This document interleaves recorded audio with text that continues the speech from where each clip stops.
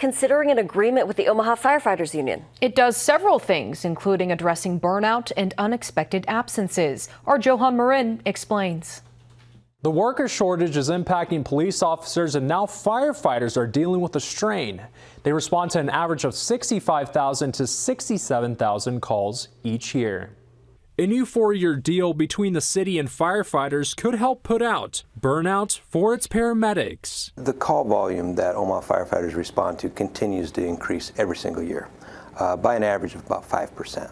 Trevor Towie says this is because more people are moving to Omaha. As the city grows, so does the need for help from the fire department. So it's important that our public safety departments, our police department, our fire department specifically, needs to grow to meet the demands. That's why firefighters want to keep more rigs in service. The contract also allows an increase of EMT staffing to 4 of 18 medic units to address an increase in medical calls. Towie says this is different from other medic units that have 2 paramedics, which gives a break to 4 paramedics per shift to try to recover from all the calls that they make on a daily basis.